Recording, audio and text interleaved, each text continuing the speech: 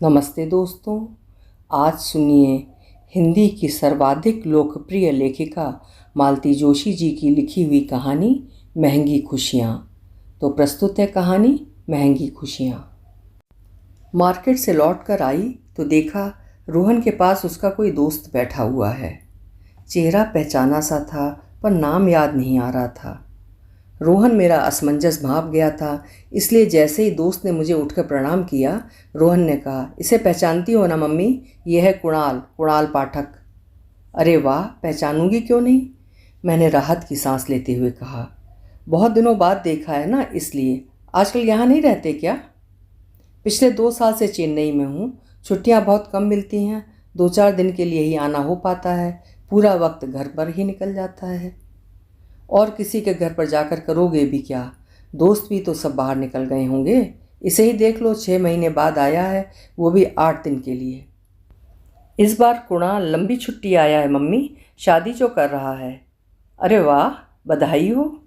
ज़रा अपने दोस्त को भी कुछ सलाह दो भाई, हम तो कह कह कर हार गए हैं। कुणाल ने अदब से मुझे कार्ड पकड़ाया।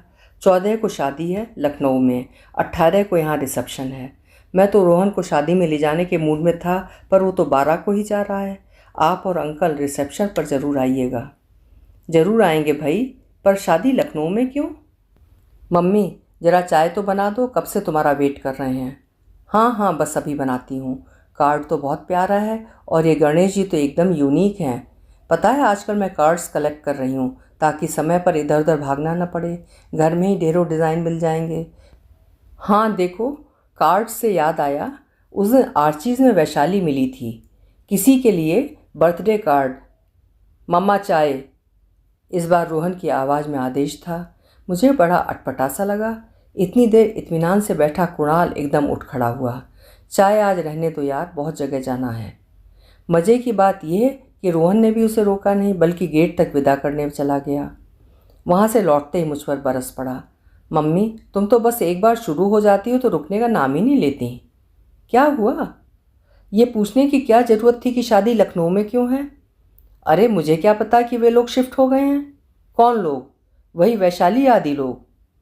मातेश्वरी, आपके हाथ में शादी का कार्ड था, आपने शादी की तारीफ़ की, गणेश जी की भी प्रशंसा की, तो कार्ड पर लिखा मजमून भी तो पढ़ सकती थी ना। मैंने कार्ड ध्यान से देखा। बड़े अक्षरों में लिखा था, कुणाल वेट्स प्रियंका। ये प्रियंका कौन है? कुणाल की दुल्हन, उसने मुंह फुलाकर कहा और कमरे में चला गया। मुझे बिना बात कटघरे में खड़ा कर गया। कार्ड हाथ में लेकर मैं भी दुल्हन का नाम पढ़ नहीं पाई थी, तो इसलिए कि मेरे जहन में वैशाली का नाम अंकित था। उन दिनों कुणाल का और उसका अफेयर जोरों पर था। 2-4 बार पढ़ाई के बहाने वो मेरे घर पर भी आई थी। तब रोहन ने ही परिचय करवाया था कि ये कुणाल की फियांसी है। बाद में मैंने उसे चिढ़ाया भी था, बुद्धू राम, इतनी अच्छी लड़की तुम्हें नज़र नहीं आई? तुम्हारे सामने दोस्त उसे उड़ा ले गया। अब उसकी शादी किसी प्रियंका नाम की कन्या से हो रही है। ये खबर मेरे लिए अप्रत्याशित थी, लेकिन रोहन है कि बिला वजह मुझ पर नाराज़ हो गया। सारी शाम उसका मूड उखड़ा ही रहा। मैं चाय देने कमरे में गई, तब भी उसने मुझसे बात नहीं की।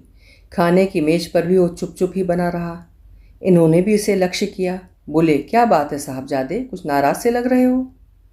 अपनी मम्मी से नाराज़ है वो। गंवई गंवार माँ का दोस्तों के साथ बात करना उसे अच्छा नहीं लगता। प्लीज़ मम्मी, वो एकदम फट पड़ा, बात को यूं घुमाओ मत। तो क्या हुआ, तुम ही बता दो। पापा, आज मेरा एक दोस्त आया था शादी का कार्ड देने। कॉलेज के दिनों में उसका अफेयर चल रहा था। अब मम्मी जुटी हैं, उसी की बात कर रही हैं। मैं हिंट पर हिंट दिए जा रहा हूँ, पर कोई सुने तब ना। बेचारा इतना ऑकवर्ड फील कर रहा था, उठकर ही चला गया। अब मुझे क्या सपना आया था? मम्मी, आपके हाथ में कार्ड था, उसे ठीक से देखना तो था ना। बेटा, गलती हो गई। दोस्तों के अफेयर्स की खबरें तो देते हो, तो ऐसी ब्रेकअप की भी दे दिया करो, ताकि ऐसी गलती दोबारा ना हो।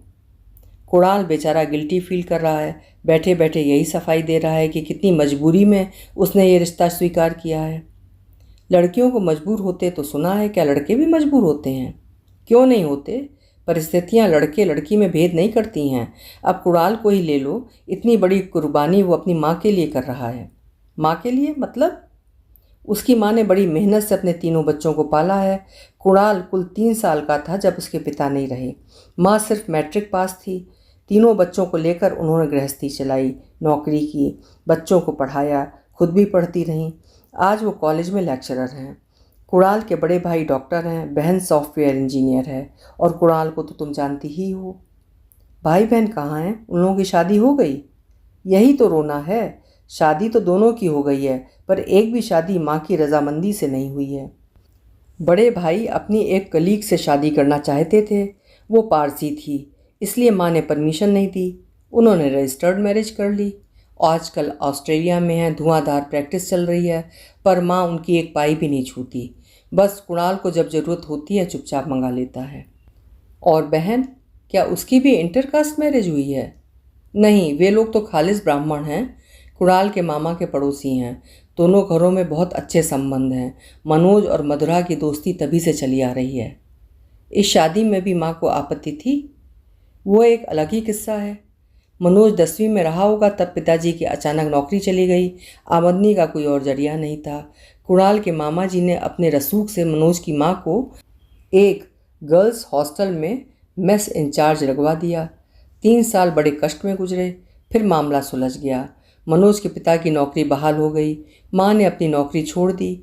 मुसीबतों के बावजूद उन लोगों ने मनोज की पढ़ाई में कोई व्यवधान नहीं आने दिया। फिर एक दिन मनोज और मधुरा ने एक साथ ही डिग्री ली, पर शादी की बात उठते ही कुणाल की माँ बिफर गईं। क्यों? वे बोली, मेस इंचार्ज वगैरह तो कहने की बातें हैं। मनोज की माँ दरअसल वहाँ खाना बनाती थीं, और मैं एक मिसरानी के बेटे से अपनी बेटी नहीं ब्याह सकती। फिर क्या? उन लोगों ने आर्य समाज मंदिर में ठाठ से शादी कर ली, एक धमाकेदार रिसेप्शन दे दिया और अमेरिका चले गए। अब मनोज के माता पिता मज़े से अमेरिका के चक्कर लगाते रहते हैं।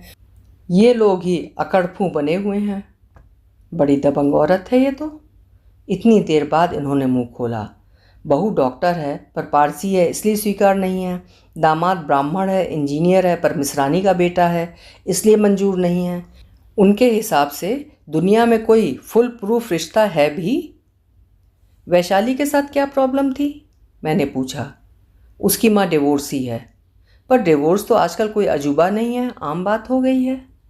पर कुणाल की माँ इसे पचा नहीं पाई। उन्हें तो ये भी शक है कि वैशाली उनके पहले पति की संतान है। हालांकि कोई ठोस सबूत उनके पास नहीं है, पर वो कहती हैं कि ऐसे संदिग्ध कुल गोत्र वाली कन्या को अपनी बहू नहीं बना सकती। और ये बेवकूफ़ मान गया। इससे तो उसकी बहन ज़्यादा दिलेर निकली। वो बेचारा धर्म संकट में फंस गया है। कहता है, दोनों बड़ों से तो माँ ने संबंध तोड़ ही लिए हैं। अगर मैं उनकी मर्जी के खिलाफ शादी करूँगा तो वो मुझसे भी नाता तोड़ लेंगी। 3 बच्चों के होते हुए बुढ़ापे में माँ एकदम अकेली पड़ जाएंगी। हम में से किसी को तो उनके उपकारों का बदला चुकाना होगा। ब्रावो! आज के ज़माने में भी ऐसे फरमाबरदार बेटे होते हैं। मुझे तो उस औरत पर रश्क हो रहा है, इन्होंने कहा और हाथ धोने चले गए। टेबल समेटते हुए मैंने देखा कि हाथ धोने के बाद रोहन पुनः आकर कुर्सी पर बैठ गया है। यूं ही बात करने की गरज से मैंने कहा, तुम्हारे पापा को कुणाल की माँ से ईर्ष्या हो रही है, पर मुझे तो उन पर दया आ रही है। दया? क्यों मम्मा? मुझे तो किसी कोने से दयनीय नहीं लगती। बेटे, दुनिया की कोई भी माँ इस एहसास के साथ कभी खुश नहीं रह सकती कि उसके लिए उसके बेटे ने अपनी खुशियाँ कुर्बान कर दी हैं। 2 क्षण के लिए वो अभिमान से सीना फुला सकती है, पर एक अपराध बोध जिंदगी भर उसे कचोटता रहेगा। वो कभी नहीं भूल पाएगी कि उन्हें खुश करने के लिए कितने लोगों को दुखी होना पड़ा है। कुणाल तो खैर शहीदाना बाना धारण कर ही लेगा, पर प्रियंका, वो जीवन भर पति का छद्म प्यार पाने के लिए ही अभिशप्त क्यों हो? वैशाली के घाव क्या कभी भर पाएंगे? अगर उसने कभी शादी की तो उसके पति की पूरी उम्र उसके घावों को सहलाते ही गुजरेगी।